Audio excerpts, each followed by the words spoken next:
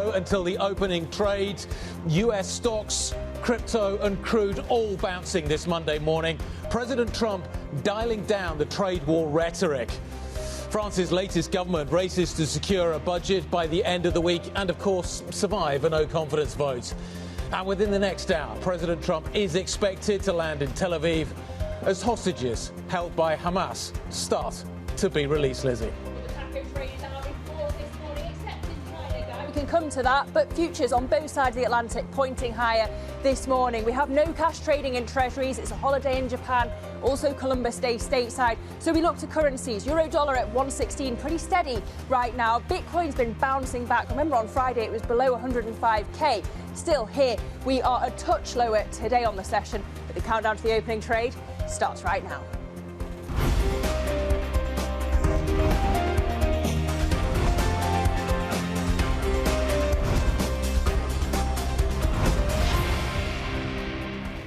I think we're going to be fine with China. Look, I have a great relationship with President Xi. He's a very tough man. He's a very smart man. He's a great leader for their country. He's a great leader. And I have a great relationship with him. I think we'll get it set.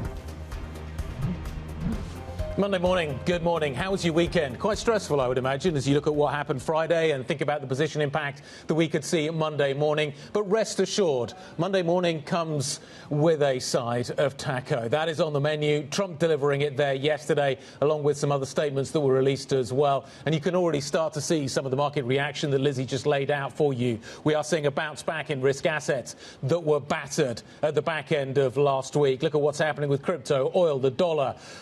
Bonds are a different story. We'll come to those in just a moment. But just a little bit of a recap, I think, Lizzie, before we get going here. We were set up for some sort of a shock. Markets had got to some pretty extreme levels. Something was going to break at some point. We were going to get a moment where actually we did see maybe volatility rising. We got that Friday. The move in crypto was extraordinary, one of the biggest days we've ever seen. Stocks got battered. The AI trade got knocked pretty hard. Monday morning, here we go. We're kind of back. We're back on the front foot. Trump puts the taco trade back on the table, as you say. Risk is back on. The dip gets bought. But volatility. Let's take a look at where VIX is this morning. It's still relatively elevated at 21.6. It's up by a third. So that trade is still going to have a ripple effect into other asset classes. Does it affect foreign exchange? Does it affect all kinds of other things? And also China still looks as if it's taking this with a pinch of salt at the moment. Now, is that because China was already overheated? Yep. When we look at all of these different effects that we saw on Friday, which are the ones that last? Yes, crypto is bouncing back, as I say this morning. Yep. Do we see scarring when it comes to that, and does that infect other asset classes? A question that we will ask today. When it comes to why taco, look at the signals that we've had over the weekend. So we've heard from JD Vance seeming to dial it back, seeming to suggest that it's all been a bit of diplomatic choreography. Yep. The suggestion that maybe it was all just a big misunderstanding when it came to export controls. The US kind of giving China the off-ramp here to be able to say, the new controls are not a full export ban. The applications that meet regulations will be approved. And then it seems that actually by November the 1st, maybe we don't see those 100% tariffs. And that's the relief that we're seeing in the market. The betting odds were never that we would get those tariffs applied by the 1st, and the taco trade would kick in at some point. China will argue, you started it, we're just reciprocating. Yes. And you could argue that this is just the build-up to the APEC summit. Yes. But the threat is there that it isn't, and that threat has grown larger. So you've got to put that into your risk model, and you've got to therefore maybe take risk assets down a notch. Now, we should take the polymarket odds with a pinch of salt. It's not based on a whole lot of money. We need to see whether that meeting actually happens. Is it just, as I say, a bit of choreography, whether in the run-up to it as a negotiating ploy? And the big question as well is how much leverage does China have? Who has the upper hand here? JD Vance making it very clear he thinks it's Washington. But you've pointed out this morning, we've had that export data this morning. China exports soaring, beating estimates. Is that actually a sign that China can't rely on its domestic market and actually it has to turn elsewhere? It can't look at the US. The exports to the US fell 27%. Yeah. They're still holding There's going to be some re-exports in there. There's going to be all kinds of other things going on within this data. So you need to also take that with a pinch of salt. I think my big takeaway from all of this, though, is that markets got stretched. Over the weekend, I think a lot of people would have looked at their positions and thought about what they would need to do in a higher volatility environment. So volatility has been very suppressed. A lot of trades have worked as a result of that. If volatility steps up, what doesn't work? Is it the carry trade? What happens with gold? What happens with the silver squeeze? We'll come on to that in a moment. There's lots of trades that work less well. The AI trade could be one of them as well. All of those, I think a lot of people would have spent the weekend thinking about what happens next. So I think that's always going to be in the back of their minds. If you're a portfolio manager sitting down this Monday morning, you're going to be having a sense of relief this morning. The oppositions haven't completely been blown up, but you're also going to be aware of the fact that this threat is there, and maybe it's more central in the kind of outcome of the distribution of outcomes, and you're going to be watching that all carefully. Or maybe you're just rubbing your hands, looking at the dip buying. You've got Nasdaq futures up 1.8%. John Authers in his column this morning saying it's all been a bit naive in the market out there. So, you know, what's the actual mood? Let's talk about France and what is happening there. Lecornu, take two. We have his second government. We have a cabinet that has been formed. What's the definition of insanity, Guy? I don't know what it is in French. So, Lecornu back, as you say, a new cabinet, pretty much very similar to what we had seen before, but hoping for a different outcome. And so really putting the pressure on the other parties to come to some policy way through this. You've got to persuade the centre-right Republicans and the centre-left Socialists to abstain on a confidence motion. Le Pen says that she's going to put one through Parliament. The Socialist leader, Olivier Faure, saying that it's most likely Lecornu will fail, which would take us right back to the choices that Macron faced the last week, where it's a snap vote, a new prime minister, or he resigns. But I've been in Paris last week. The sense to me is that Macron knows nothing can get rid of him, and so he is willing to push and push when it comes to picking that last cabinet that was so offensive that led to Lecornu's resignation before. And you know, he just cares about the international stage mostly, hence why he's off to the Middle East, to Egypt, to sign this peace deal when it comes to Gaza. Absolutely. He keeps getting dragged in, though, to the domestic political story. He can't escape it completely. And while he keeps kind of finding different permutations, is it ultimately going to be something that he has to focus on more, that we are going to see elections happening in France, that if you end up having to push an emergency procedure to get a budget over the line, we must be getting into the dying stages of this parliament. How much longer can he string this one out for? And if he ends up with a difficult outcome from that parliamentary election, does that force him maybe to take changes in terms of his presidential ambitions? That's what I thought when I went to Paris last week, but I left feeling like that is the difference between French and British politics. If he were the Prime Minister and there were no president, maybe that pressure would be there. But because he knows he is safe until the 2027 presidential elections, I think he doesn't feel that same pressure. But there must be some sort of legacy effect here, that he wants his legacy to be better than this kind of crumbling lame duck, catastrophic kind of picture that emerges from French politics at the moment, this crisis to crisis to crisis kind of narrative, because that's what he's going to be defined by. You would hope, Guy, you would hope. But look, as I say, he's off to Let's talk about that. The Middle East, and Trump arriving in Tel Aviv to meet the hostage families, addressing the Knesset, then heading to Egypt to host this peace summit with the Egyptian president and European leaders, as I say, including Macron, but also Merz and the UK's Keir Starmer. The IDF saying that 7 Israeli hostages held in Gaza by Hamas have been handed over to them by a Red Crescent team. And we can go now, actually, live to Bloomberg's Dan Williams. He's in Jerusalem for us. Dan, just talk us through what more we know and what we're expecting from President Trump's visit. Good morning. We're just minutes away from President Trump landing in Israel at the start of that whirlwind visit to the region to celebrate and be celebrated for his peace plan unveiled only 2 weeks ago, a plan to bring an end to this 2-year Gaza war that's shaken up the region.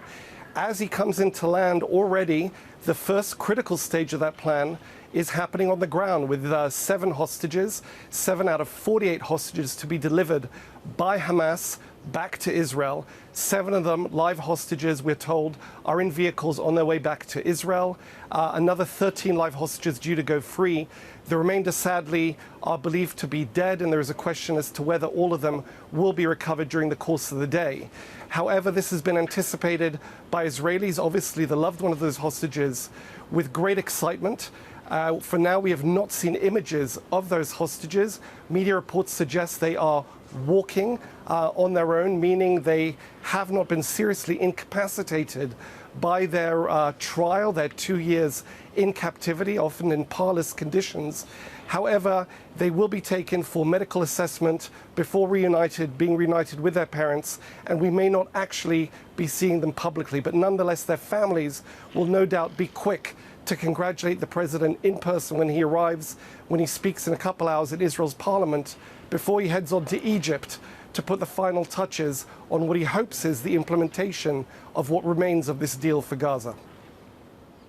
Dan Williams out of Jerusalem, we thank you so much for that update. Of course, the question remains, how do you stop Israel attacking as soon as it's received the hostages? But we shall be hearing from President Trump. We'll watch live pictures of that later in the programme. Indeed, he may be having more commentary on the US-China trade spat, Guy.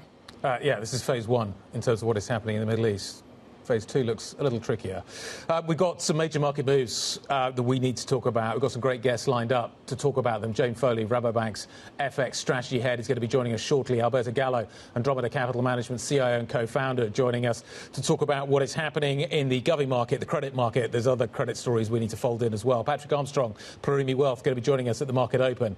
And Angelina Vavavina, Fitch Ratings head of EMEA Natural Resources and Commodities, here to talk about the silver squeeze, what's happening in gold, the market move that we are seeing in terms of the oil trade overnight, bouncing back quite strongly. Lots of factors to fold in to that commodity story, Lizzie. In terms of what's on the docket for the week ahead, today we have the IFF meetings convening in Washington, D.C. Also, as I mentioned, it's that US bond market holiday. Then tomorrow we hear from the Fed Chair Jerome Powell. We also get US bank earnings kicking off with JP Morgan, Goldman Sachs, Citi and Wells Fargo and BlackRock as well. Wednesday, European earnings highlight is ASML. We also have more US bank earnings from Morgan Stanley and Bank of America. And then on Thursday, TSMC earnings as well. Looks like it's going to be a really interesting earnings season. The options market pricing in a lot of volatility. I just want to take you back to that bank story that Lizzie mentioned with the big banks reporting out of the United States later this week. We've got a story here in the UK which just kind of keeps rumbling on now.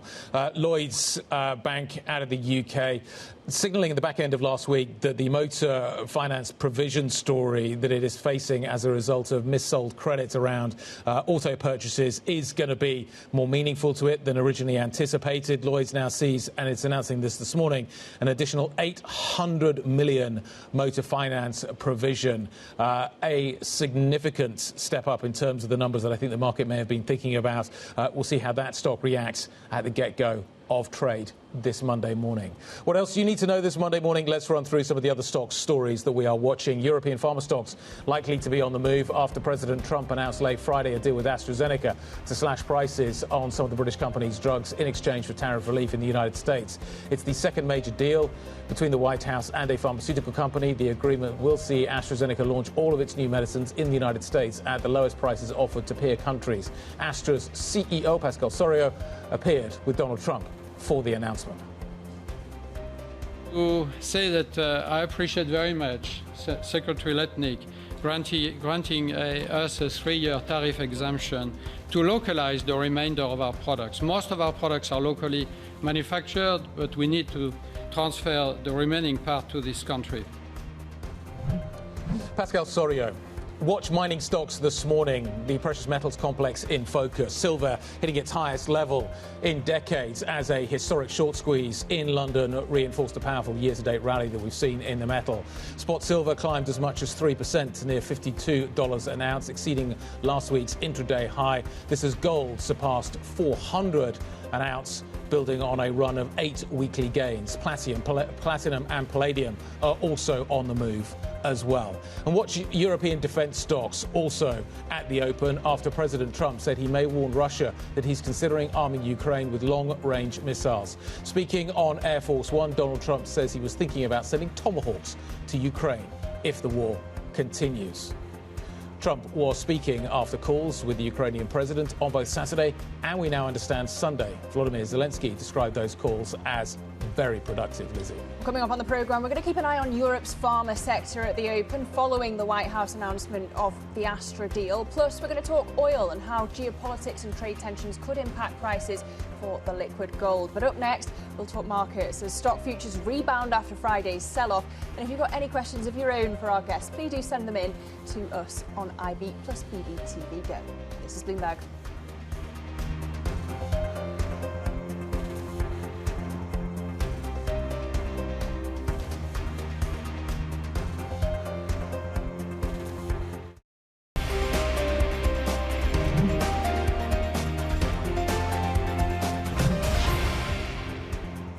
happens. You know, for me, you know what November 1st is? An eternity. November 1st is an eternity for me. For somebody else, it's right around the corner. For me, when I hear November 1st, it's an eternity. President Trump on Air Force One there, looking to leave the door open for easing of trade tensions with China. On True Social, the president said that markets shouldn't worry about China. It'll all be fine. And you can see the relief in the US futures this morning. NASDAQ futures up 1.7%. S&P E-mini Sky up 1.2%. The taco trade very much on this morning. Absolutely. Remember, it is a bond market holiday in the United States today. That we need to factor into our thinking as we watch maybe the reaction that we are going to get around the world. But yeah, we're bouncing back, but it was a violent move Friday. You need to see the moves this morning in the context of the big moves that we saw to the downside. Let's talk about how this is going to impact the FX story. It's interesting that we are actually seeing the dollar actually fairly flat this morning. Jane Foley, our next guest, thinks that actually volatility should probably be higher generally anyway, and it is moving higher as a result of this story, but maybe not enough. Jane Foley, head of FX strategy at Rabobank, joining us around the table. Good morning. Good morning. So why... You're surprised the volatility isn't higher anyway. So what's your reaction to this kind of last 24 hours, 48 hours, depending on your kind of market timing? What do you think about what's just happened? To be honest, I think a lot of it can be explained by positioning. So I think if we go back to the spring, the market was getting, very short dollars, very long euro. And I think that's part of the equation that maybe gets a little bit overlooked here because, we all talk about the dollar. We've been talking about the dollar all year. But if we think about the euro, we go back to the spring, that was strong in its own right. And that was related to Germany's debt brake, and the momentum or the expected momentum about the German economy that was expected to come from the fiscal spending. But, we look at what economists are thinking for German growth this year. It's 0.3%. It's close to stagnation. We look at some of the German economic data that we've had recently. A lot of it is pretty disappointing. And we look at the headwinds still. Well, now, if you like, they've got the additional headwinds. They've got tariffs from the US. They've got a stronger euro than where it was at the start of the year. And they've still got, the competition from China. They've still got relatively higher energy prices, although they have come down. And in some sectors still, labour shortages too. So there's a lot of headwinds there. The data hasn't been great, and I think there's some disappointment coming through. If we look at the criticism recently from the IFO, they were saying, look, where is the structural reform we need in Germany? And yet the market is going into this really long euro. And I think right now what we're seeing is a little bit of correction, not just in the dollar positions, and I think the market had got too short. There's a lot of Fed easing in the price, for instance, but I think the market had got too long euro. And I think that's what we've been seeing in the last few weeks. The news flow has been the trigger points, the catalysts, but it's, I think, all about positioning.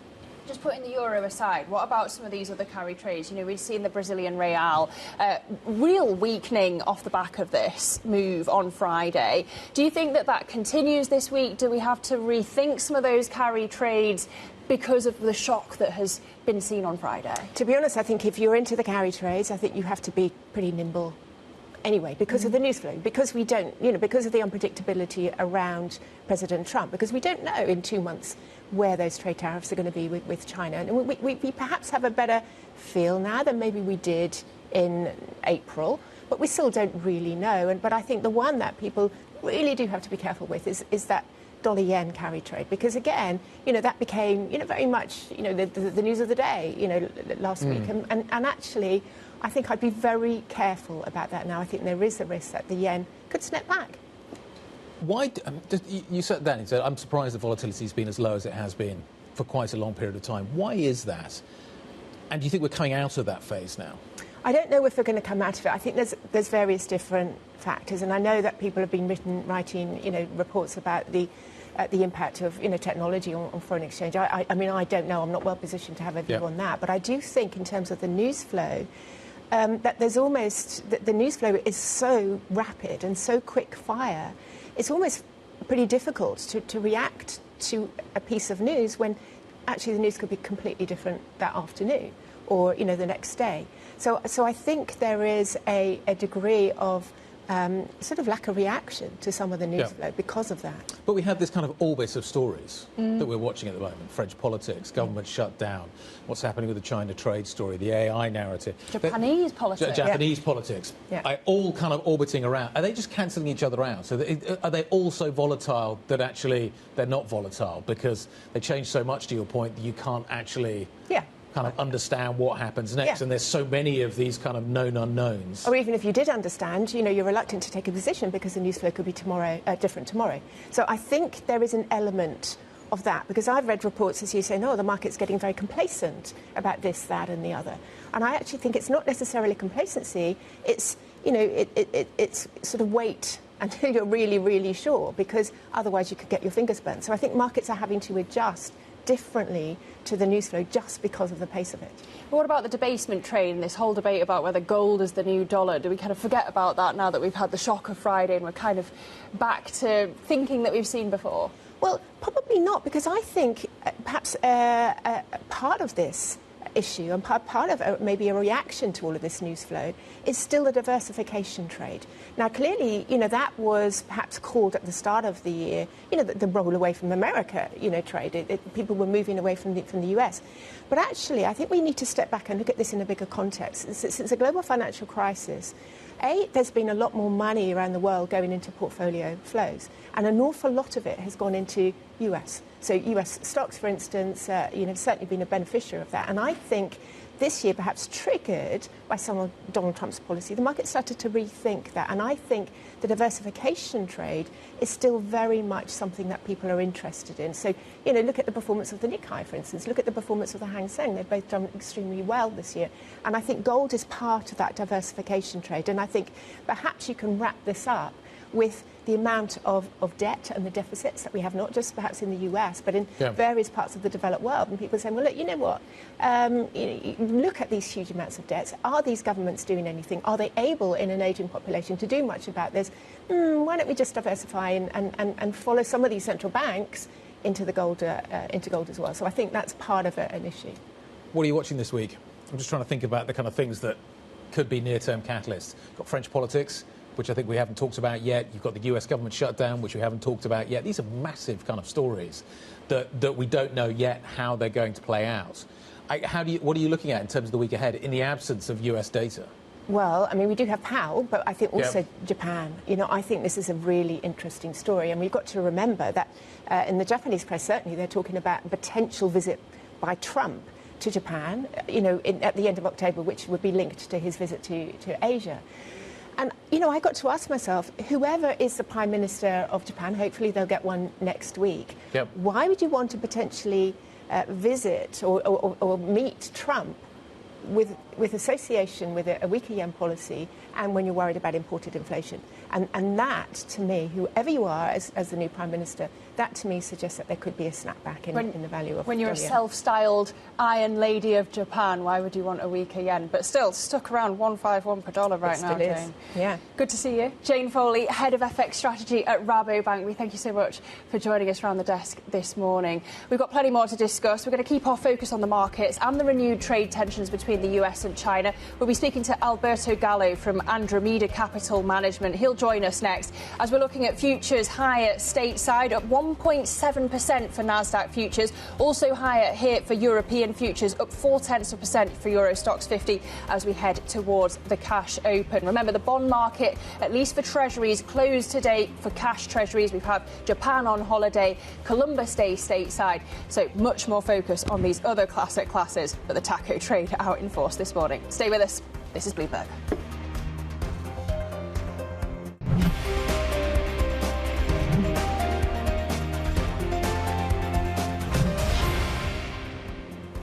Where are we? 30 minutes to go until the start of equity trading here in Europe. Futures look a little bit like this. It's been a turbulent weekend. A lot of people are waking up this morning probably feeling a little bit more relieved that they've got more positive futures on the screen. US futures are sharply positive this morning. We will continue to show you those. And what we're watching here in Europe is Euro Stoxx futures up by around 0.5%, Lizzie. Yeah, in European bond space, not a whole lot of movement at the moment along the curve, really. And we're looking at the German 10-year yield up 1 basis point at 2.65. We haven't got cash trading treasuries today because, as I say, of the Columbus Day holiday, also Japan on holiday. But if you were looking for a reaction to the renaming of Sebastian Lecornu as the French Prime Minister and the announcement of a new cabinet, you're not really seeing it much on the French 10-year yield. But as I say, Emmanuel Macron announcing this new cabinet as pressure builds for him and his reappointed Prime Minister to head off France's growing political crisis and pass a budget. We can get more now with Bloomberg's Caroline Conan out of Paris. Caroline, good morning. We have Lecornu reappointed, a cabinet named. What's new here? I'm just like you, Lizzie. I feel like I'm living the same day over and over again. And we're kind of back where we were just 1 week ago after Lecornu appointed his cabinet on Sunday night. Lecornu reappointed by President Macron on Friday night at 10 p.m. He tried this time to change a little bit the ministers because he said he wants this new government to be totally disconnected from any presidential ambition. So out Bruno Retailleau, the former interior minister who slammed the door last week and created this whole crisis. Out as well Bruno Le Maire, who angered the Republicans. Out as well Elisabeth Borne, who suggested last week that we could suspend the pension reform. You have a few new faces, as you can see, with Mr. Farandou, some civil society figures, former head of the railway company SNCF, also the prefect of police of Paris. And clearly what Lecornu is trying to do here is some absence of heavyweights, no one who really wants to have another mission than just passing a budget. Roland Lescure remains as finance minister, and he actually said in Luxembourg on Friday that he was optimistic about France passing a budget. We'll see over the next few days. Next episode will be tomorrow after President Macron is back from Egypt with a first cabinet meeting followed by a general policy speech, and we'll see how long this government can last. OK, so give me the timeline. What are the chances of the government being here by the end of the week? Well, it seems like the tone has slightly shifted over the past few days because clearly the resignation of Lecornu a week ago was a shock for everyone. And then, of course, you had this saga with Macron asking Lecornu to stay another 48 hours discussing with all the opposition parties. And he came out with this idea that there is some sort of majority who does not want a dissolution of parliament, who does not want new snap election. So perhaps that's kind of a way of calming down the socialists. The Socialist First Secretary Olivier Faure last night on X after the nomination of this cabinet said just no comment. So pretty strong no statement there. But it seems like if the socialists get their way with this suspension of the pension reform back on the table and all the subjects, including taxing the wealthy, back in parliament this week, we could see some sort of pact of non-aggression from the center-left and the center-right. And of course, I've said this before, but the parliament in France is still fragmented. So again, it does feel like another last chance for President Macron before calling snap elections. All right, well, I hope not to see you again too soon in Paris. Bloomberg's Caroline Conan, as we hope that this government can get this budget through. But let's come back to the tariff story now. Donald Trump's administration has signalled an openness to a deal with China to quell these fresh trade tensions. In a post on Truth Social, the president posted a statement that hinted at a possible off-ramp for the Chinese President Xi Jinping, while issuing a veiled threat that a full trade war would hurt China. Joining us now to discuss more the market perspective is Alberto Gallo, CIO and co-founder of Andromeda Capital Management. Good to have you around the table, Alberto. Thank you. Good morning. Was it all a blip? Is that how we can treat it as investors?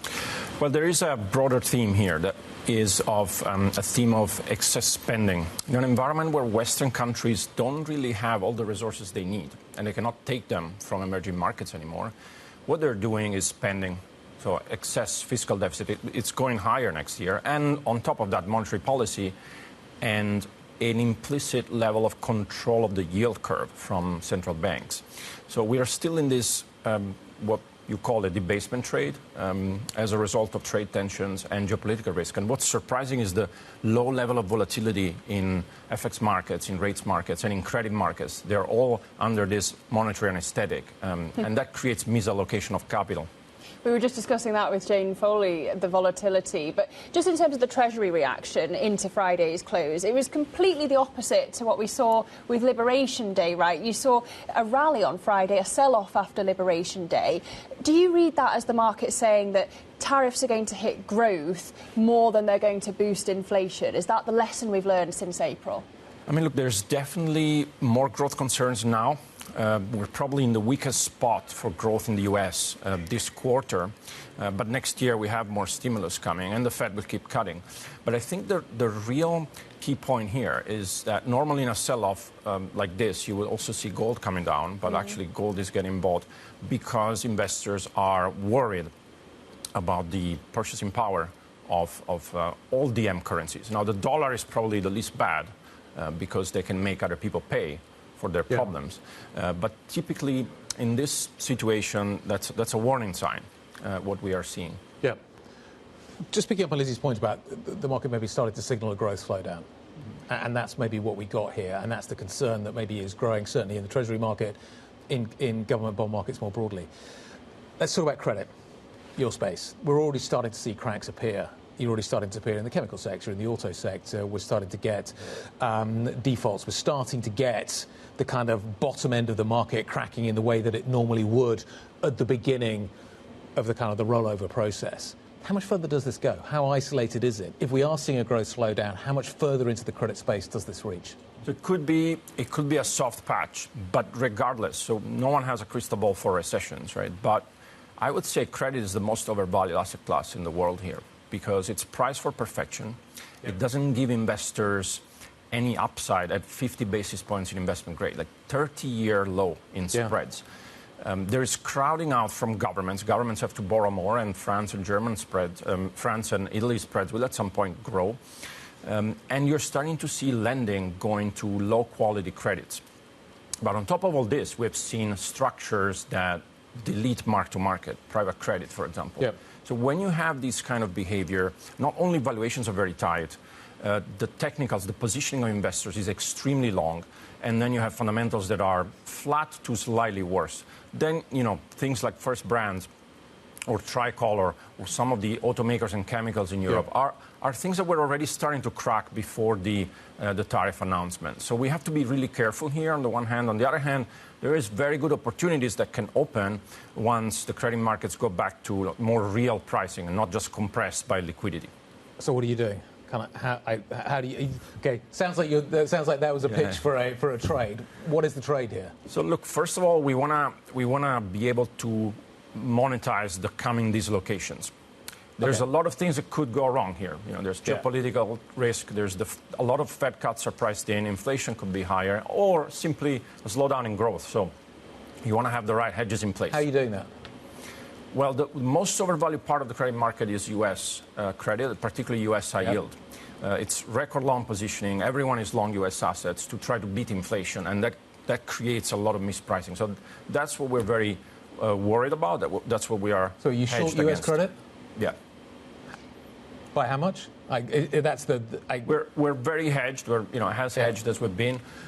There are some interesting situations that you can buy, but you know, we're starting to see some apples falling from the tree. Typically, the first apples that fall are not the best ones. You know, you've seen Thames Water. That story was very well bought by credit investors, but it hasn't evolved very well. So we need to wait for the tree to be shaken a little bit more, for a bit more volatility. And just in terms of the ramifications of those cracks in credit, do you see it holding back the AI build-out, for example? No, it's totally different universes, because in credit you have really, you know, the Russell companies or the companies that are not tech companies. So you can actually have the tech sector, which are essentially our monopolies, and gold and defense, which are the same trade, doing well, and at the same time you have high inflation. Unfortunately, the bottom end of the consumer is going to be weaker, and then you can have credit underperforming. So you can have a crunch in the real economy, and then tech monopolies, gold and defense, which are essentially the fiscal trade, the geopolitical trade, doing well. Those two universes can coexist. When credit cracks, obviously we do look for upside in real assets, because we continue to see fiscal and monetary spending driving debasement of DM currencies. So we want to buy things that are not just surviving but also recovering. think about convertible bonds, you can buy equity, you can buy companies that have commodity-linked upside or can have bargaining power to price things with inflation. And just coming back to, Caroline was giving us the latest on French politics. You were talking about how Western governments are running out of funding options. I mean, what's the breaking point here? We keep going round and round in circles when it comes to France. Is there a point where the market says, enough's enough? So normally you have bond vigilantes kicking in, right? And this is always a fun point of discussions because no one looks at bond markets, 9-10 months out of the year, and then there's one or 2 weeks where bond investors actually are important. But the reality is that bond vigilantes are on the bench here because central banks have intervened every time there is some volatility. We saw it in the first week of September, but then the Bank of England intervened very quickly, saying they would reduce QT. So actually, this is an FX situation. If you cap where yields can go, then it's the currency that takes the hit. And I would say it's not really gold that's going up. It's every other asset that's going down. Investors are buying risk assets for capital preservation here because they want something that gives them more than inflation. That has created a huge misallocation of capital and risk. Alberto, we're going to leave it there. Thank you very much indeed. Alberto Gallo joining us from Andromeda Capital Management. I want to take you to Ben Gurion Airport. Air Force One is on final approach into Israel. You can see the live pictures coming to you from Israel as the President of the United States touches down in Israel. The hostage handover is underway. We continue to monitor what is happening there. We will see the President obviously meeting the hostages' families, hopefully meeting some of the hostages, also addressing the Knesset. He will then follow on that trip with a further trip to Egypt, which will take place later as we put the final stages to this peace deal that Trump has forced through. What happens next remains to be seen as Air Force One touches down in Israel. Historic day in that country as we see the hostages being released by Hamas and the prisoner swap taking place, Lizzie. Yeah, of course, there are lots of questions now when it comes to the implementation, how long this can last beyond the hostage swap, now that seemingly Hamas has given up its leverage. So do we see an escalation again from Israel in this situation? Questions particularly as well for Europe. We have the likes of Macron, Starmer and Merz going to join the president in Egypt. I mean, what role did Europe actually play in this? The president, we joke, taking all the credit. 20-point plan. Not getting his Nobel Prize. But did Starmer, for example, and Macron hold back this progress by recognising the Palestinian state? It's going to be awkward in Egypt. There's a lot of difficult conversations that need to be had. In some ways, where we are now is the easy phase. Phase one. I know this is hard, and there are so many hurdles that have needed to be got across in order to get to phase one, and this 20-point plan that has been pushed forward. But the further down you go down the peace plan, it becomes more and more tricky. Phase two is clearly a much more difficult process.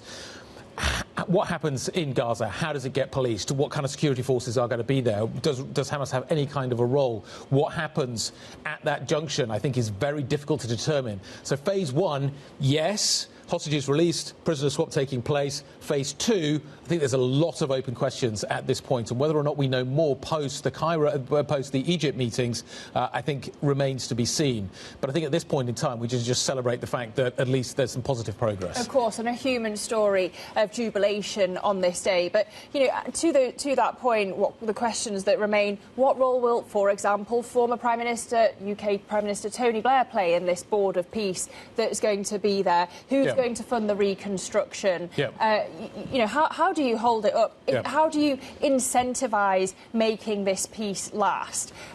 Really difficult question. And are we at the back end of the 20-point plan as well? It talks about a two-state solution. There's there is movement towards it at the back. Getting Israel, getting this current administration in Israel to proceed down that road still looks incredibly difficult to many of the experts that are writing, talking and speaking about this. When again and again Netanyahu has said that he wants to wipe out Hamas. When he's got the hostages back, will he be able to resist wanting to fulfil, to please the right wing of his cabinet there? Look, we can get more details now. we can see the Air Force One landing here in Tel Aviv.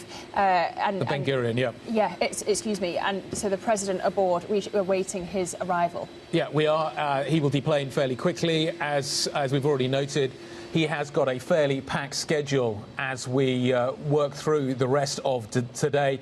We are going to be seeing Trump obviously wanting to be part of the narrative around the hostage release. Israel on tenterhooks, waiting to see what happens with that hostage release and the state of some of these hostages that are going to be released. But it's going to be interesting to see exactly what he does for the rest of the day, how that speech in the Knesset goes, what he does as he maybe moves down as well to talk about what happens in Egypt and the further development of this plan.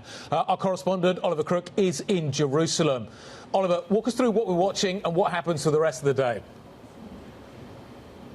Yeah, absolutely. What we're watching right now is, in fact, the Prime Minister of Israel, who is awaiting President Donald Trump at the tarmac there at Ben Gurion Airport outside of Tel Aviv, where he's meeting President Trump, who was really the instrument. Really, I think that you speak to anybody in Israel here, universally, the gratitude is still stunning to see how profound it is for what Donald Trump has achieved here over the last few days, really out of the blue. And that is what the Prime Minister of Israel will be expressing to Donald Trump as he welcomes him on the tarmac in Tel Aviv. They will then in short order come here to Jerusalem, where the Knesset, the parliament, is, where Trump will speak before the parliament. He is also expected to speak with some of the hostages' families, maybe even some of the hostages that were released today or some of the hostages that had been released in the past, and be addressing the Knesset. And I believe the first time since an American president has done that since George Bush did so. In the past, short order after that, he will get back on the plane. He will go to Egypt for the signing ceremony of this sort of peace deal. But I think, guys, just for the moment here, marking this moment and its significance for not only the people in Israel and a few days ago the people in Gaza, really sort of for the first time not hearing bombardments and the shots fired, and today expecting those hostages to be released after more than 2 years in captivity is an absolutely momentous moment here for the Israelis. And I should say, you notice it even before you land in Israel. Before I landed a couple of days ago, you can see buildings that are lit up with the Israeli flag, the American flag. Underneath it, it reads, "Thank you." On that highway between Tel Aviv to Jerusalem, usually lined with Israeli flags, every third flag has been replaced by an American flag. And that is very much the sentiment that you can feel speaking to anybody here in Israel. Donald Trump is the most popular person in this country at this moment, without the shadow of a doubt.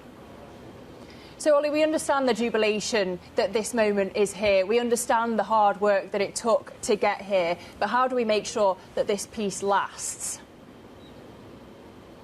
And I think that's really the concern, Lizzie, is that with all the jubilation and all the sort of happiness and all the optimism that you hear on the streets of Israel, and you heard some of it in some of the reporting that was happening also within the Gaza Strip, where there's some sort of at least day-to-day peace, the much longer story, I think all of that sort of happiness masks a bitter complexity that is still not worked up to this point. And that is precisely the work that will begin after the hostage release today, after the release of the Palestinian prisoners that number in almost 1,700 of whom were sort of captured or taken since the invasion of October 6th, and 250 of them are convicted people who are serving life sentences, who have committed, in some cases, acts of terrorism and killed a number of Israelis. This was one of the most bitter pills to swallow within the arrangement for the Israelis, but it is the day after, and we knew this from October 7th, from October 8th. The conversation about what the day after would look like is immensely complicated. There is a broad outline of what that should look like according to the Trump plan, that 20 points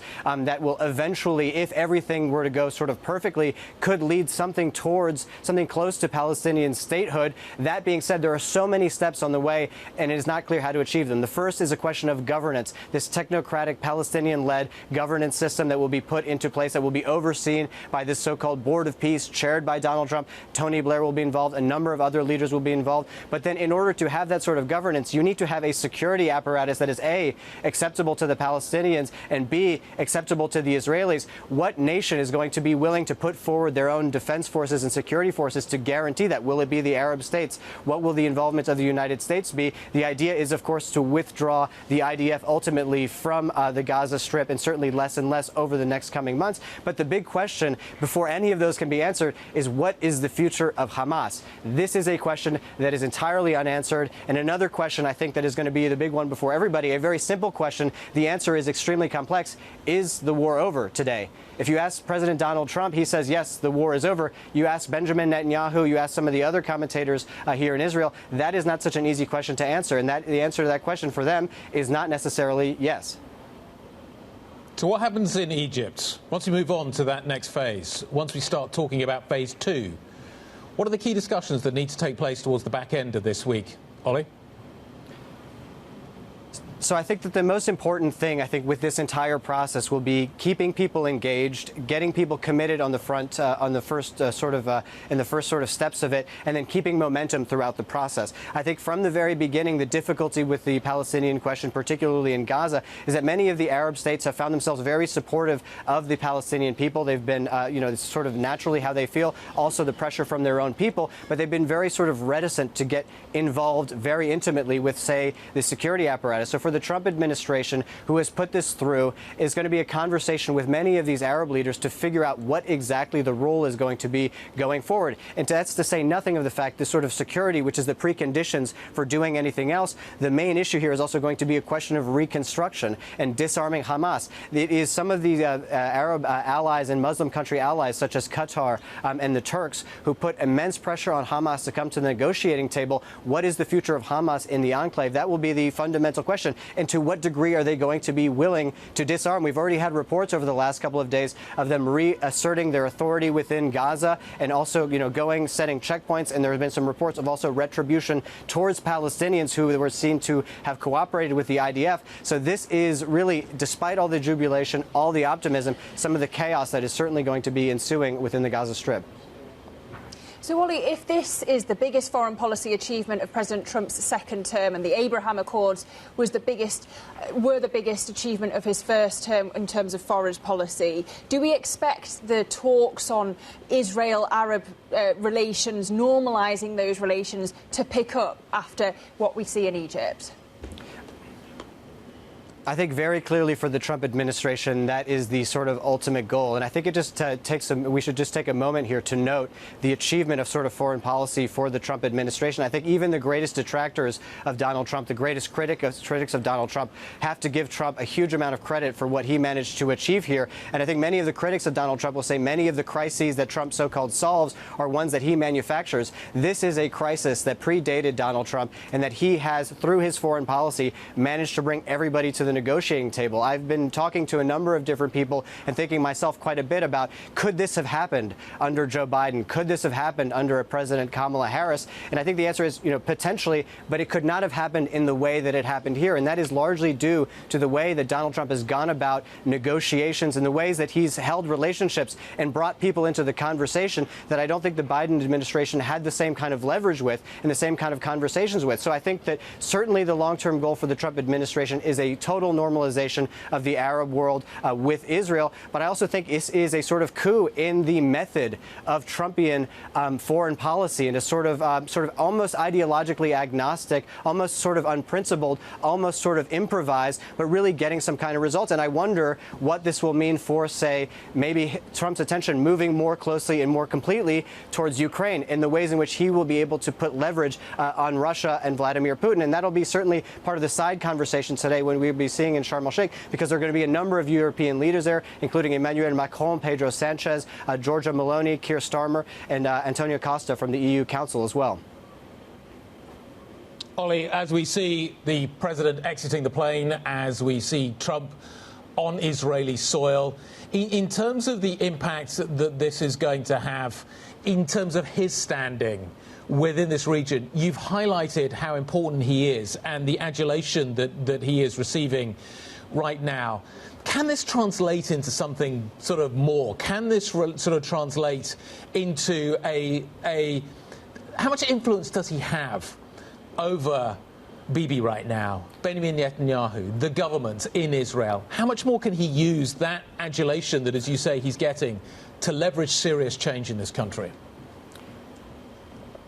I mean, I will say this, this is sort of anecdotal observation. I mean, he's certainly much more popular within Israel than Benjamin Netanyahu. And I think that we've learned from the Trump administration, I think, through a number of different things. I remember when Trump was elected, you spoke to Israelis, everyone was ecstatic about it. And they really, I think that what we've seen over the last few months is a real vindication of that position. I do think that President Trump has a huge amount of influence over Benjamin Netanyahu and what comes next. There are a lot of questions about domestic Israeli politics in terms of what comes next. Will there be an election that will have to be called? Will this coalition with the sort of far right continue to hold? Will something else sort of shift? These are questions that are still fully open, or ones that we're going to be posing for the next couple of weeks. But I think that, to your point, Guy, Donald Trump is, and I think this is a deliberate effort by Donald Trump, positioning himself in the very center, the fulcrum, the linchpin of basically policy, and basically trying to force things forward. And there are a number of guarantees that will be required from the Israelis that really only Trump can push forward. And that, I think, is what the Palestinians and much of the Arab world will be relying upon. So we see the president exiting Air Force One, walking down the staircase at Ben Gurion Airport, touching down on Israeli soil, meeting, obviously, Benjamin Netanyahu, the Prime Minister, the ambassador, also his son-in-law Jared Kushner is there as well, instrumental in much of this process. His fingerprints, many have argued, are all over the deal that has been pushed by Trump, and his influence has been hugely significant. But a major moment in terms of Israeli politics, a major moment in terms of Middle East politics, as we see Trump arrive in Israel. Hostages are being released. The Part 1 peace plan being put into place. This is a significant moment as we watch this event unfold. But what is interesting from a market perspective is that this is a geopolitical event that is in some ways divorced from what we are seeing elsewhere in markets. Trump roiling markets over the last 24, 48 hours. His ability to switch from one area of influence to another, immense, and have a significant impact on each of these different theatres. The fact that we saw trade being such a market massive moment on Friday, Trump was at the centre of that. Now he finds himself at the centre of this Middle Eastern story. But they are, Lizzie, in some ways so different. But they represent this orbiting risk that we currently have around markets at the moment, with politics, with geopolitics present, but the trade narrative runs through it all. What we see in terms of the slowdown of the US economy, Trump's influence on the Fed, at the center of this story sits the US president. But we don't know which way the narrative is going to turn next. We don't. And, of course, as you say, we had the tariff story dominating the markets on Friday. This morning we have futures pointing higher stateside. Nasdaq futures up 1.9% now. Yep. S&P EME's up 1.4%. We are inching towards the European cash open. We have Euro Stoxx 50 futures up 0.6%. As we look across the European continent, we have the CAC 40 futures up 0.4%. And really, it looks, again, like French politics could be battered away. We have a new old Prime Minister, Lecornu, reappointed. But the optimism that maybe that Trump will chicken out when it comes to 100% extra tariffs on China, seeming to flood around the world, reversing some of the moves that we saw on Friday. So here we go. We're a minute away from the market open here in Europe. We're trying to understand the implications of all of this. A lot of people will have spent the weekend looking at their positions, trying to understand how the narrative has changed. I suspect it's been a very nervous weekend for an awful lot of people with big positions out there as they try and understand the implications of the trade war coming roaring back. Donald Trump sending it back to the centre of attention. How does that change this Monday morning? Yes, there's a little bit of taco on the menu. Yes, there's been a backtracking, maybe from the Trump administration, from the president, from the vice president. But what happens next remains to be seen. Volatility is higher. Does that change the narrative around some of the trades that we're going to be watching? We need to fold in some of the individual stories. What happens with defence stocks this Monday morning? There's a Ukraine element to that. What happens with pharmaceutical stocks this morning? There is an AstraZeneca element to that as well. Platinum term. Gold, silver, the squeeze on in silver, significant this morning. That's going to ripple into the mining sector as well. So here we go. European equity markets are about to open as we watch Jared and Ivanka speaking to President Trump. They are significant in terms of the influence they have had. But we're watching two events simultaneously. European equities are now opening. Donald Trump has arrived in Tel Aviv. Geopolitics and markets meeting. I suspect the markets maybe not focused as much on what is happening in terms of the Israeli story, but very much focused on the tariff narrative. European stocks open and pop positive. We're up by 0.1% as we watch the trade unwind from Friday. Europe was always seen as maybe as an alternative asset class to what we were going to be watching over in the United States. But as you can see, we're flipping from a very red screen to a very green screen on many of these. That DAX story that you're looking at on the screen right now is not live. That's Friday's price. That's not an intraday price. That's Friday's price you are looking at on the screen there. The stock 600 is, though, open, and it is up by 0.3%. So we are seeing a bounce back this morning. The dip is being bought, Lizzie, but not by much. Look at Europe. We're only up by 0.3%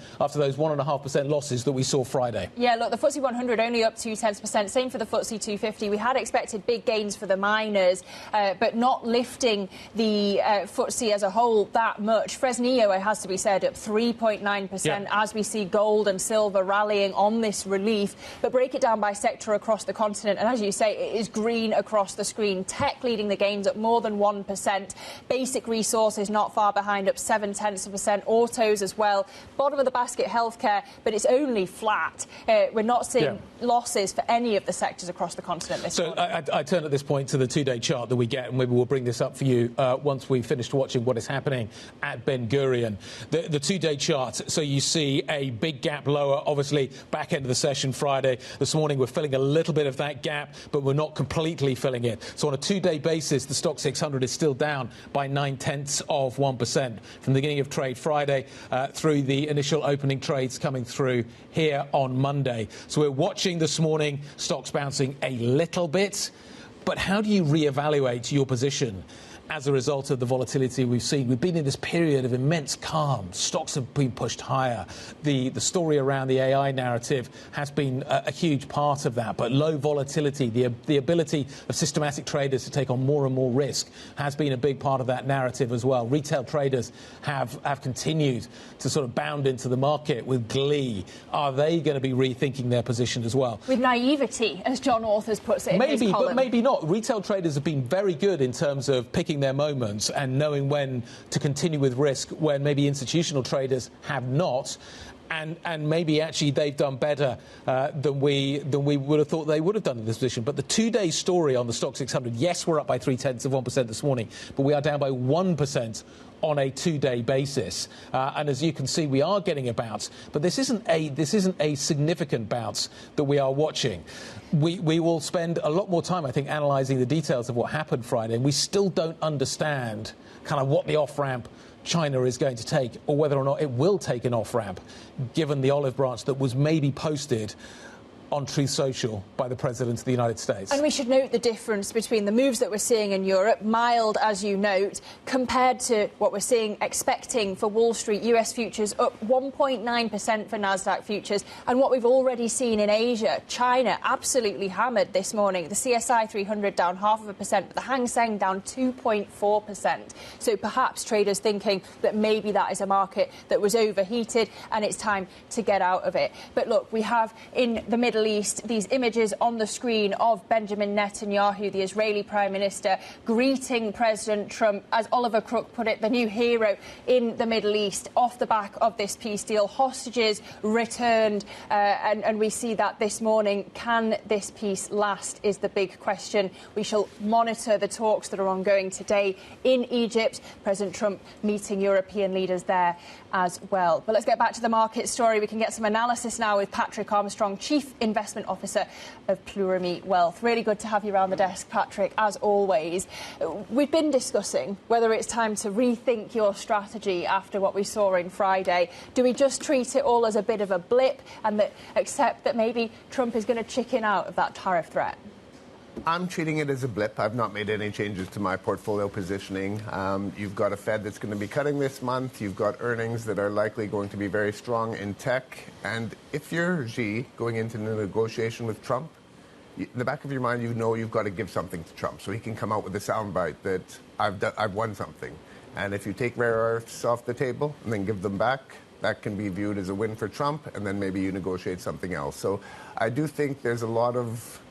Everyone's got a playbook when you're discussing with Trump. You've got to compliment him, you've got to flatter him, and you've got to give him a headline. And I think Xi may be just setting that up. So Guy talks about the wisdom of retail investors. Is it unwise not to buy the dip at this point?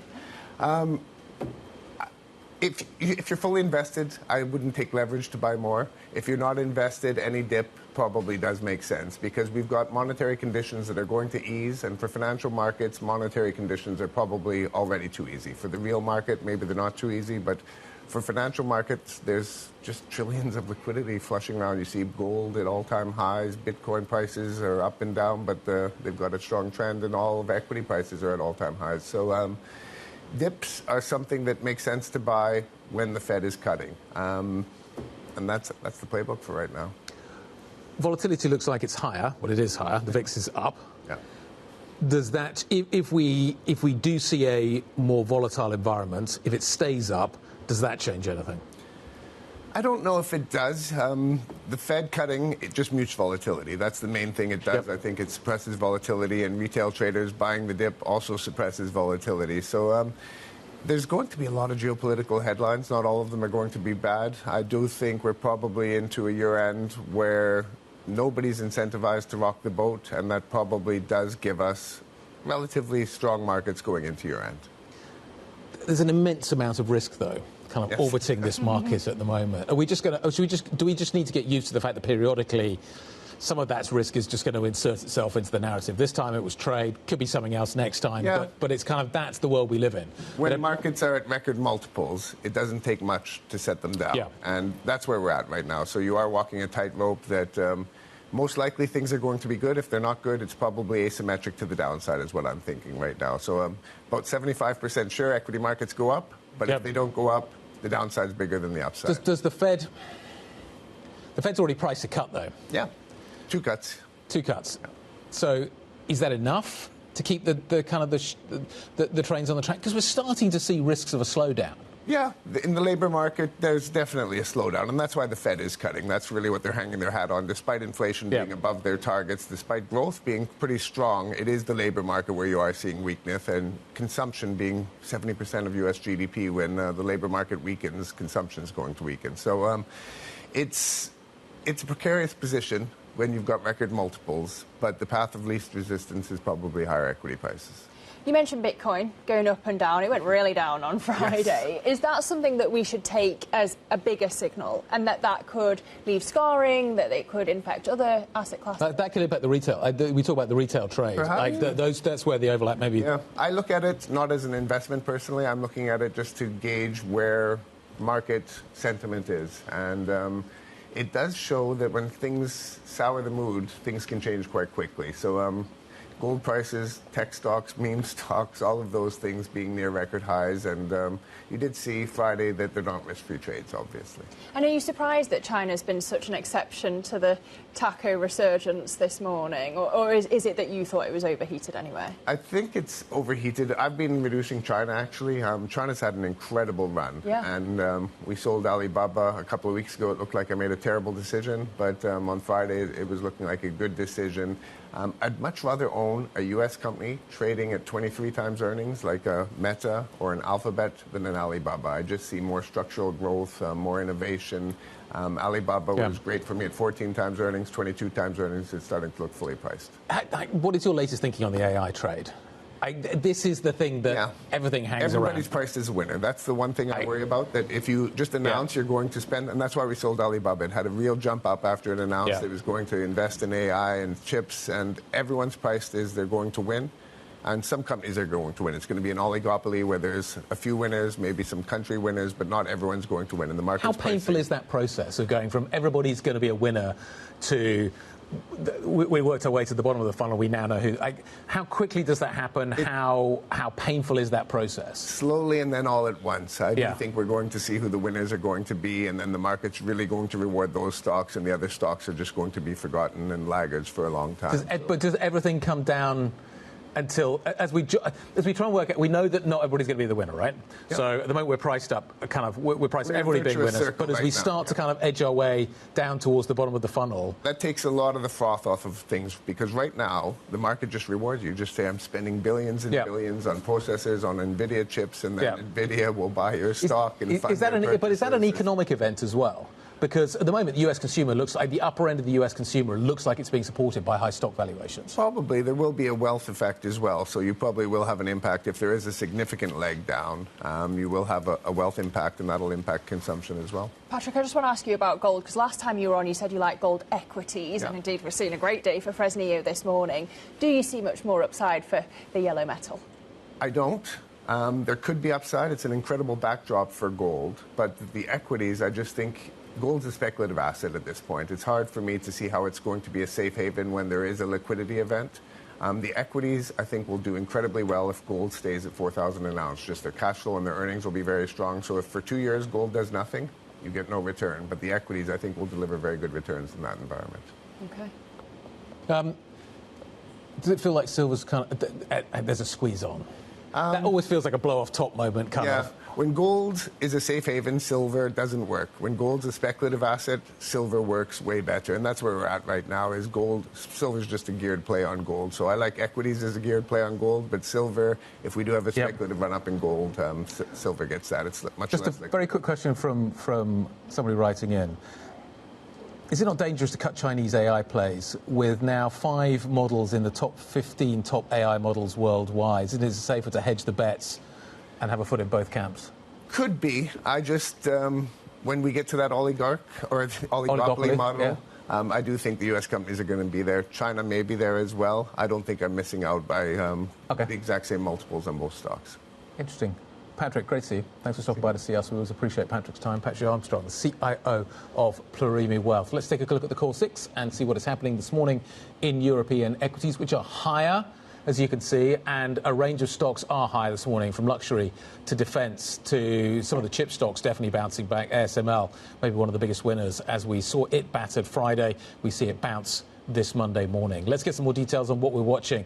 Let's start with these mining stocks, these gold and silver stocks. Chloe Melly has more. Good morning, guys. So, let's start with Fresnillo. That is up 5.4% this morning on the back of a couple of positive developments. So, first of all, it was upgraded to a buy at HSBC, but then also we've seen some positive movement in silver and in gold. So, gold, after a little bit of weakness last week, surged to another record, and then silver also hit the highest in decades. So, obviously, Fresnillo, a miner of both gold and silver, is up on those positive movements. So we are up 5.4% this morning for Fresnillo. Moving on to ASML, which is also in the green this morning. That is because it's the earnings that are coming through in just a couple of days. There seems to be quite a lot of investor enthusiasm, a lot of AI bullishness that is driving this forward, and investors seem to be quite positive going into the earnings later on this week. We're up almost 3% this morning for ASML. Moving on to Lecornu, where we've got also some positive movement there. So Lecornu is a French company making electrical equipment for data centers, and it was upgraded to a buy by Jefferies analysts. So we're up 2.7% on the back of that for Lecornu, which has really benefited from this AI spending boom as well. Moving on and going to a little bit more of a more negative story for Nexans, which is down 7.4% this morning. It makes power transmission cables, and it replaced its CEO effective immediately today. So this management shake-up seems to have been welcomed quite negatively by the market, and we are down quite a bit for Nexans this morning. And finally, let's move on to Exosense, which is a French maker of night vision goggles, and Theon International, which is another company within that sector, acquired almost 10% stake in that company, and that is really driving the shares. Both of those companies have been benefiting from this defense spending boom, and we can see this deal being welcomed very warmly by the market today. We're up almost 16% for this French company. All right, Chloe Melly, thank you so much for those stocks on the move at the open. Coming up, we're going to look at another one that is up. AstraZeneca shares up 0.8%. We'll dive into the pharma space after the White House struck a deal with Astra to lower the price of drugs in the US. green across the screen when it comes to European equities at the open. The Stock 600 up 0.5%. Stay with us. This is Bloomberg.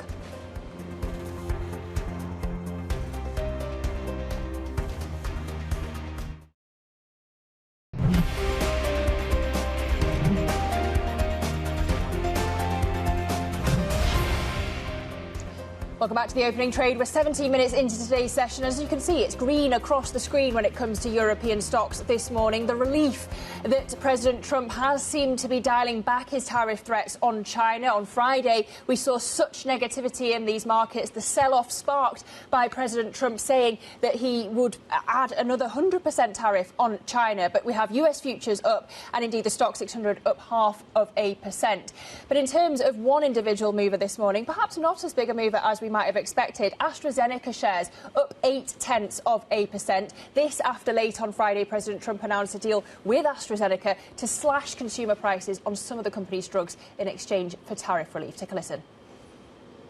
Today, AstraZeneca is committing to offer all of their prescription medications to Medicaid at most favored nations prices. In other words, the lowest price anywhere in the world, that's what we get. A move that will save American taxpayers hundreds of millions of dollars each year. For more, we're joined by Bloomberg Health reporter Ashley Furlong. And Ashley, this sounds like good news to me. Are you surprised the stock's not up more? I'm somewhat surprised, but I think this has already been taken into account by the market. This is almost a replica of the Pfizer deal, cutting prices for Medicaid, cutting prices for direct-to-consumer drug pricing, so that's sort of selling chronic medications direct to patients, not sort of having these middlemen in the way, and then promising to launch new drugs at the same prices as the rest of the world. As with any Trump deal, kind of big picture, no detail. What's the detail that we still need to know about in terms of kind of figuring out exactly what this is going to mean, A, for patients, and B, for the pharma stocks?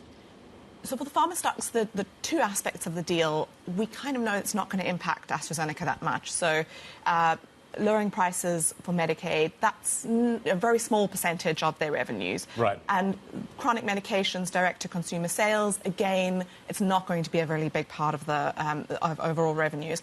What's really uncertain is obviously launching new drugs at the same prices as Europe, really. And that is potentially going to impact Europe the most.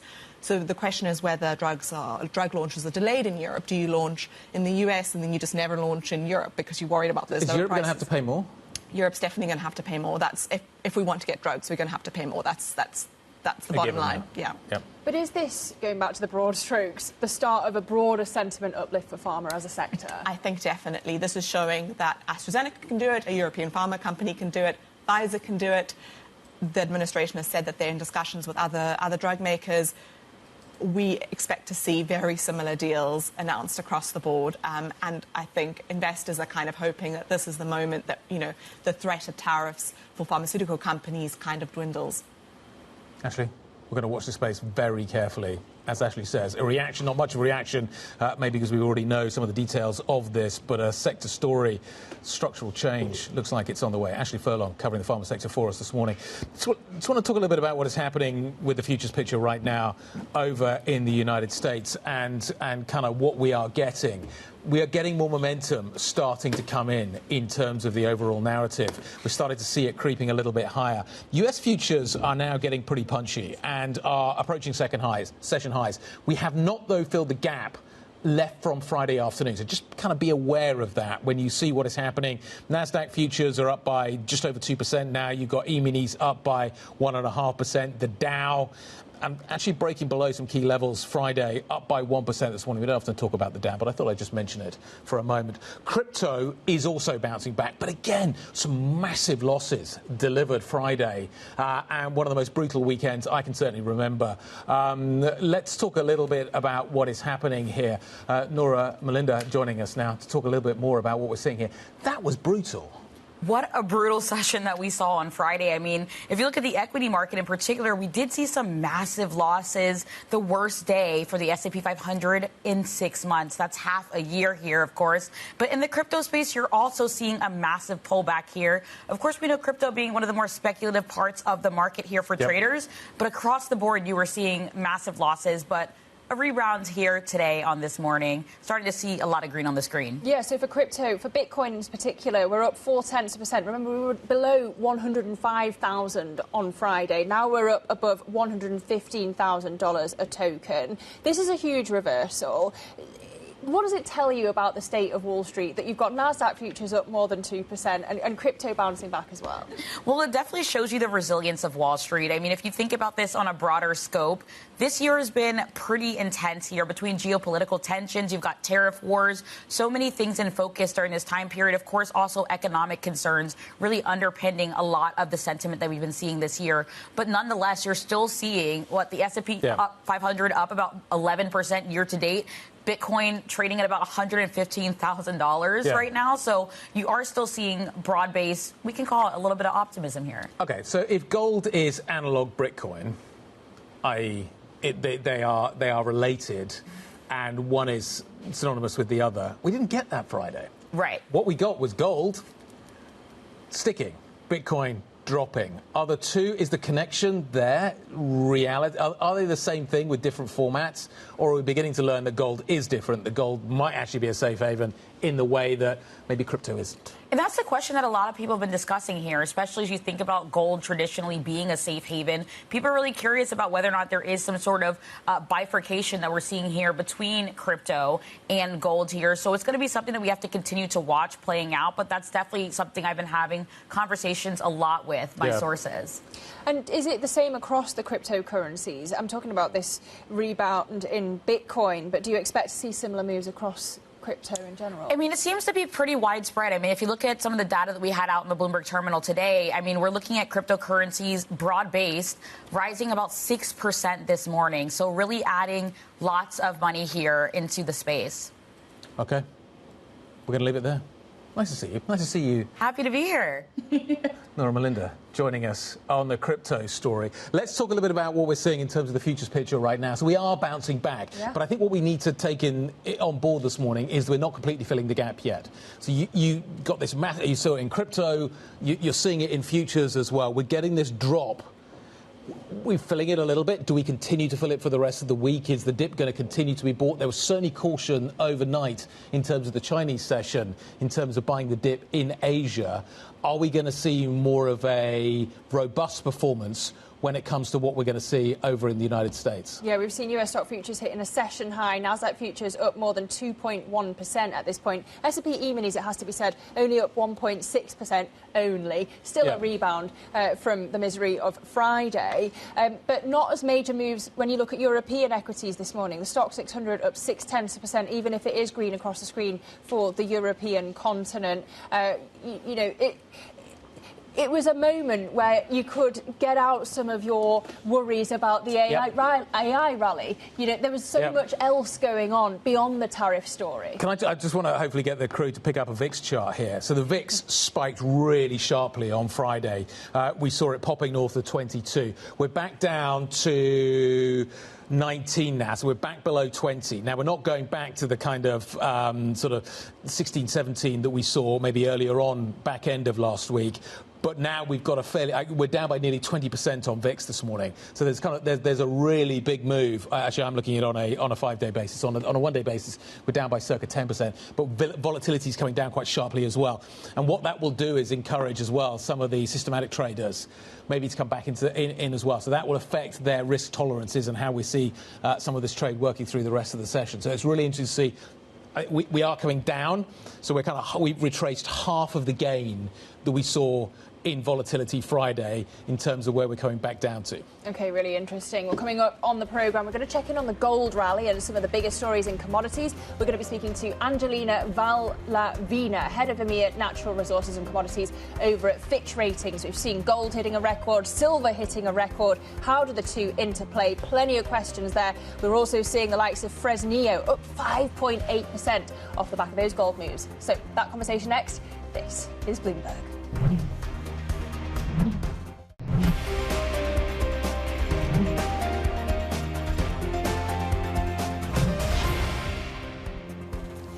This is the opening trade. We are 30 minutes into today's session, and as you can see, the taco trade is back on. The expectation in markets that President Trump's threat of 100% extra tariffs on China is not going to materialise. You should see US futures this morning. We're up over 2.1% on NASDAQ futures, so reversing the moves from Friday, but it is green across this screen when it comes to the European Open. We're about half an hour into that already, Guy. What's under the hood? Let's take a look at what is happening below the surface. Taco comes in but one colour, and that is green. As you can see, Stock 600 members higher, 489. In terms of the lows, we're down only 100. There's only 100 stocks, so it's a 4-to-1 ratio in terms of what we are seeing.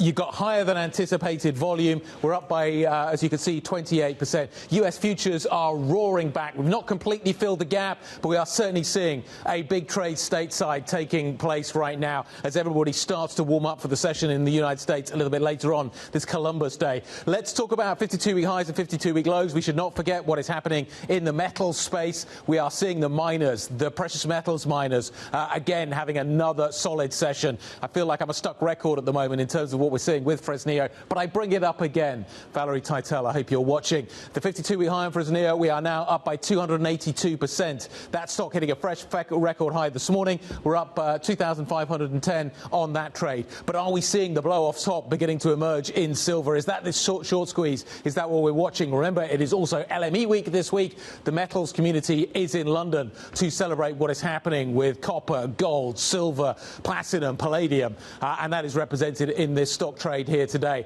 Let's talk about where we are seeing the other end of that trade. Maybe if they have a good week, maybe they'll be buying a few more of these, but certainly Ferrari is on the back foot once again in reverse. That stock down by 21%. It's not been a straight line from there to there, but we have certainly seen the latest strategic plan not going down well with investors. This is a stock that on a one-year basis is now down by 21% and has just hit a fresh 52-week low. We're now trading at 345. Racing lower on that stock, Lizzie. Well, here's what else you need to know this morning. Data this morning showing that Chinese shipments overseas grew at their fastest pace in 6 months in September. Shipments to the US plunging 27%. Now, Chinese equities have reversed steep losses earlier, and US equity futures gaining, as we say, after President Trump played down his latest tariff threats in a Truth Social post. Elsewhere, French President Emmanuel Macron has announced a new cabinet as pressure mounts for the government to pass a budget. On Friday, Macron reappointed Prime Minister Sébastien Lecornu just days after he resigned. Now, Lecornu will need to tamp down defections from the political groups that have propped up Macron's centrist alliance to avoid another government collapse.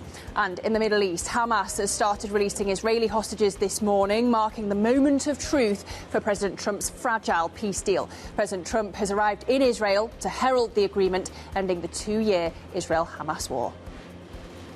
The war is over, okay? Do you understand that? I think people are... a lot of reasons why it's going to hold. But I think people are tired of it. It's been centuries, okay? Not just recent, it's been centuries. I think people are tired of it. Yeah, the ceasefire is going to hold. The President of the United States on board Air Force One heading for Israel. He has now touched down. I can see it on the screen to the right of my monitor. What I'm watching there is the preparation for his Knesset speech a little bit later on today. That is the next major event that we're going to be watching out for. Bloomberg's Horizons Middle East and Africa anchor Jumana Basechi joins us on this story. Jumana, run us through what we can expect for the rest of the day. What is Donald Trump's agenda going to look like as we see the first pieces of his peace plan being put in place? Yep, absolutely that. It's difficult to overstate the magnitude of emotion that is surrounding this day. Guy, earlier on, a couple of hours ago, Hamas released the names of the 20 hostages that are going to be released today. And now we know that 7 of them are with the Red Cross. That has been confirmed by the IDF. And a short while ago, the IDF also confirmed that Red Cross are on their way to receive the next batch as well. That was met with a huge amount of jubilation. Hundreds of thousands of Israeli families, Israeli public, are congregated at Hashd Square in Tel Aviv in anticipation of that news. And at the same time, you're also seeing these images of Palestinians themselves congregating in Khan Yunis in anticipation of the release of these Palestinian prisoners and detainees, up to about 2,000 of them. That was one of the trickier aspects of the negotiations last week, because Israel had to sign off on the names of some of those prisoners that would be deemed to be acceptable. So this hostage for prisoner exchange seems to be underway. President Trump landed a short while ago, and you just showed images there of him landing in Ben Gurion Airport, Tel Aviv. He was greeted by the Israeli Prime Minister, the President, alongside Ivanka Trump, Jared Kushner, and Steve Witkoff. All of them had been in Israel over the course of the last weekend. He's now making his way over to Jerusalem, so he should be arriving there in about half an hour, 45 minutes time to make that speech to the Knesset, after which he's making his way onto Egypt, to Sharm el-Sheikh, which of course was central to all of the discussions that took place last week and where we eventually saw that breakthrough. But the interesting thing about this summit is the participation not just of Arab leaders, but European leaders as well, the likes of UK Prime Minister Keir Starmer, President Macron, and the focus then will really be about what happens now that this ceasefire is implemented. Questions about the scale of the humanitarian aid that is needed. President Macron just saying now that they need to organize a humanitarian gathering with Egypt to discuss what is going to happen vis-a-vis humanitarian aid distribution. Then, of course, the bigger questions around reconstruction and the reconstruction costs are, per the latest World Bank estimates, and this was back in February, are close to $60 billion. Who is going to fund that? Some big questions still remaining. And Jemana, how has the Arab world reacted to these events? Is there a sense that the Abraham Accords of Trump's first administration can be now built upon, that the normalization of Israeli-Arab relations can continue? Well, President Trump is receiving a hero's welcome, not just in Israel, as we just saw, but across the Middle East. And let me just give you, one data point that I thought was really interesting. He's being granted the highest awards, honors by both Israel and by Egypt. Today, President El-Sisi saying that he will be honoring him with the Order of the Nile. That's the nation's highest state order, similar to the Presidential Medal of Honor that's going to be awarded to him by Israel. So it tells you that he's really got buy-in, not just from Israel, but also from the Arab states as well. And you will recall the reason that this 20-point Gaza plan came into fruition was because of the participation of those Arab leaders on the sidelines of the UN General Assembly. They have their fingerprints on this deal. They are vested in it being successful. And I think that perhaps constitutes a major difference in terms of how President Trump has approached the end of this war versus predecessors or other failed attempts in the past to secure the release of hostages. But again, some of these questions are major. And I mentioned the humanitarian needs and the humanitarian aid, that the scale of aid that is necessary. But beyond that, you also have questions about the future of Hamas leadership. And Hamas officials are saying that while they're happy to accept that they won't have a governing role in the future governance of Gaza, they're not so eager to put down their arms. And indeed, there are reports of the weekend of Hamas officials looking to reassert security control over various parts of the enclave.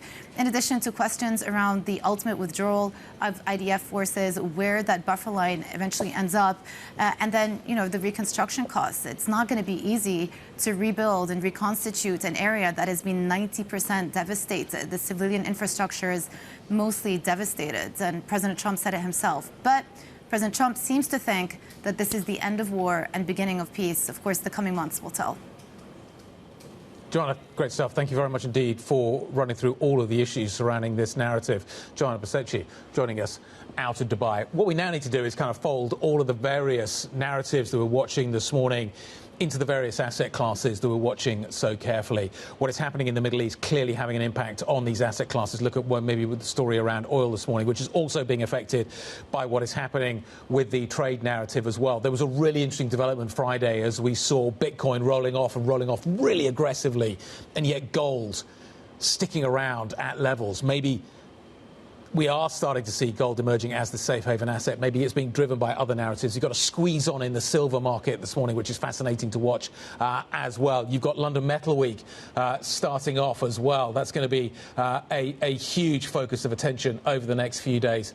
Angelina Valavina, Head EMEA, Natural Resources and Commodities at Fitch Rating, joining us now. Angelina, great to see you on the show. Thank you very much indeed for taking some time to join us. Let's start off in the precious metals commodity. I've got Fresnillo hitting 52-week highs. I've got gold and silver on the move. Silver definitely looking like a short squeeze. Are we getting towards the end of the process of this massive run-up we've seen in precious metals? Is the short squeeze in silver an indication maybe that we're getting near a top? What's your latest thinking? Good morning, and thank you for having me on the program. So, look, gold definitely outshined other precious metals in terms of the price performance. It is around $4,000 per ounce now, and we do expect the gold prices to remain elevated. All the commodities prices will be volatile, precious metals, other metals, but the gold is definitely a strong performer. If we look at the fundamentals and the investment demand, fundamentally gold market is oversupplied. And we expect that gold production will exceed the industrial demand by around 1,800 tons this year. And by industrial demand, I mean industrial fabrication demand, including jewelry, electronics, coins, and dentistry. However, gold prices are driven by investment perception and by its safe haven status. So demand from central banks, from investors will continue supporting the gold prices. And these are the key drivers behind the bullish momentum in the gold market. When I saw, when the sell-off started on Friday, gold was one of the first places I looked. I've been doing this a long time, and often when you start to see big sell-offs gaining momentum, people sell what they can. And gold has always been maybe near the top of the list. That didn't happen on Friday. It happened in Bitcoin. It didn't happen in gold. How significant is that? Well, the commodities are generally quite volatile. Gold is not an exception, but there is a difference in terms of the gold performance because there are fundamentals there, but then there is also investor-driven demand. And that that side of the demand drives the gold prices and provides support to them. So it's effectively safe haven status.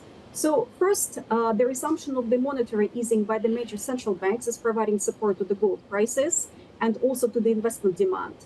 But also gold is seen currently as a hedge against major risks and uncertainty.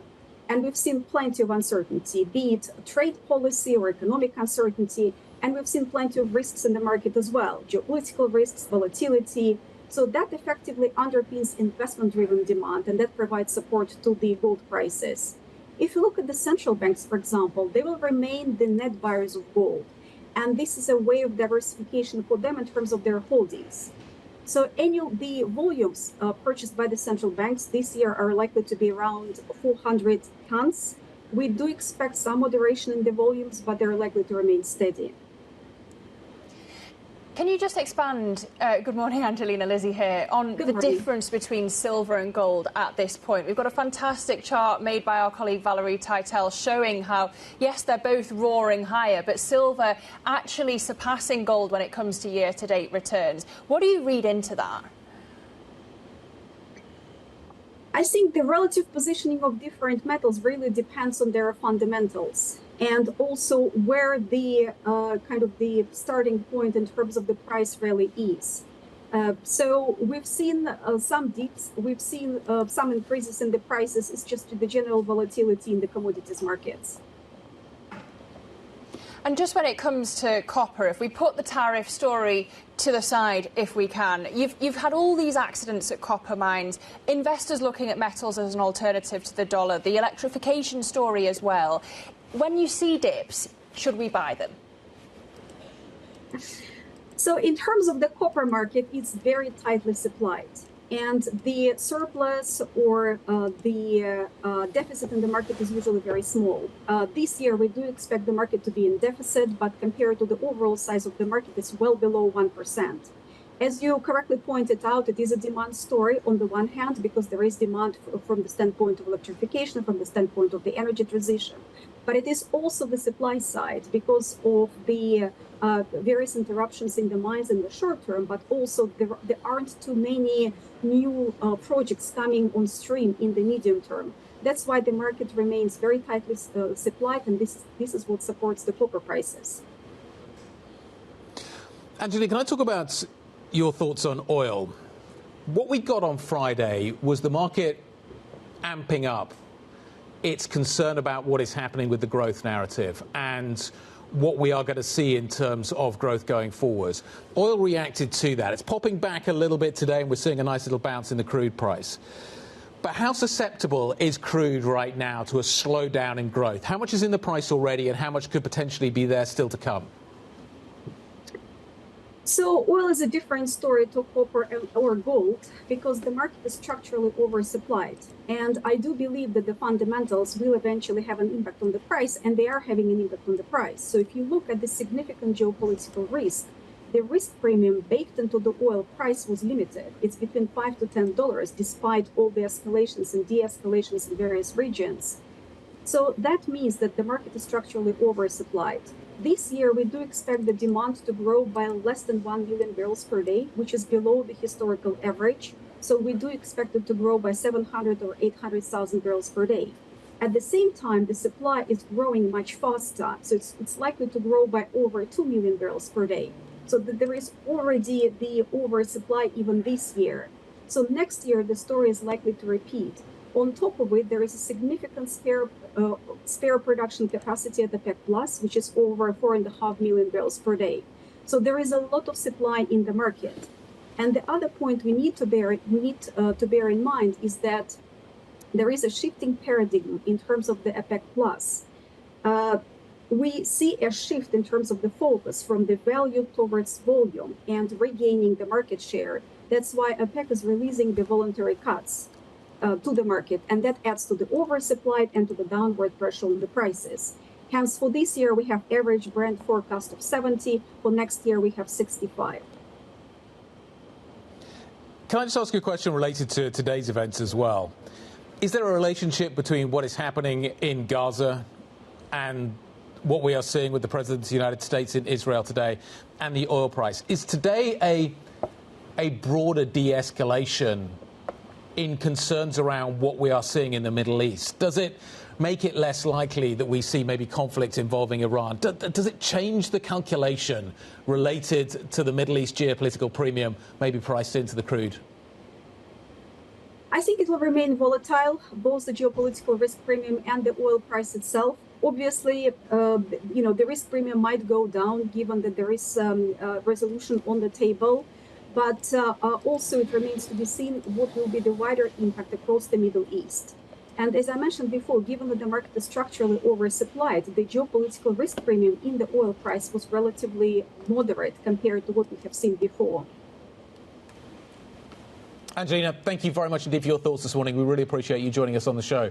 Angelina Velovina, Head of EMEA Natural Resources and Commodities at Fitch Ratings. Let's take a quick look at where we sit in terms of the US futures picture. We are definitely casting our eyes stateside as we work towards the Wall Street session a little later on today. We're bouncing back. Look, we are bouncing back. This is a strong reaction. Taco trade on this morning, definitely. But we're not completely filling the gap. Does it get filled a little bit later on when we saw a really dismal session Friday? Equities getting dragged lower really sharply. NASDAQ futures are up a little bit more. We're up by 2.1, but that was the epicenter of the action Friday. Some of the big AI trades were under significant pressure.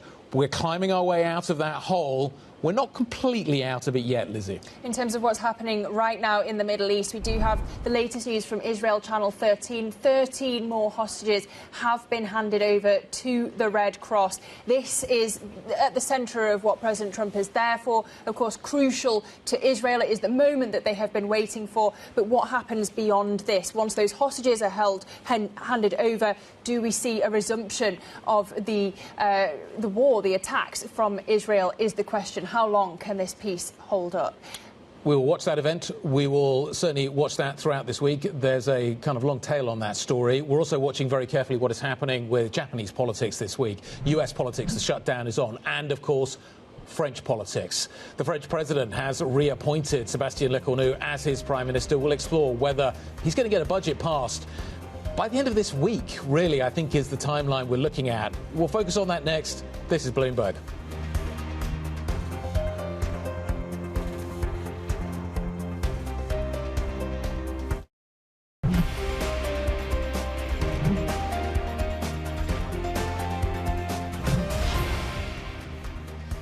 Welcome back to the opening trade. We're 52 minutes into today's session. As you can see, it's green across the screen when it comes to European stocks. The Stock 600 up 0.5%, but that's nothing on the expectations from Wall Street. Nasdaq futures and S&P E-minis both up at the moment. Nasdaq futures up 2% as things stand. But here in Europe, we are keeping one eye on French politics. The President Emmanuel Macron announcing a new cabinet as pressure builds for him and his reappointed Prime Minister Sébastien Lecornu to head off France's growing political crisis and, of course, pass a budget.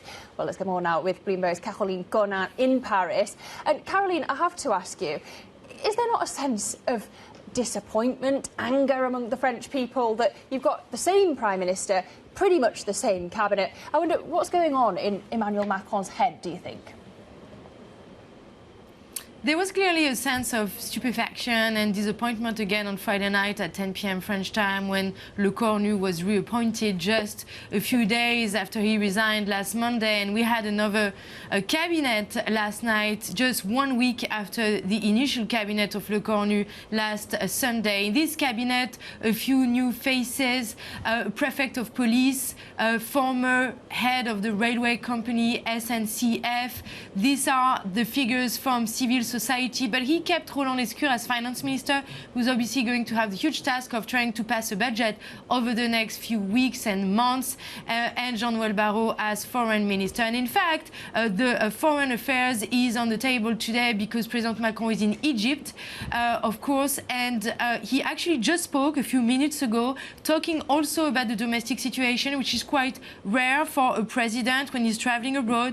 And he said that now he hopes the country can finally move forward, and there is a duty to guarantee stability, and everyone who's an elected official in a French parliament should respect their mandate to serve the country. And this is actually the first time that President Macron has been speaking about this whole political crisis that's been unfolding over the past week. He's been radio silent over the past few days. So we'll see how long this government survives. The first reaction from the socialists last night, no comment.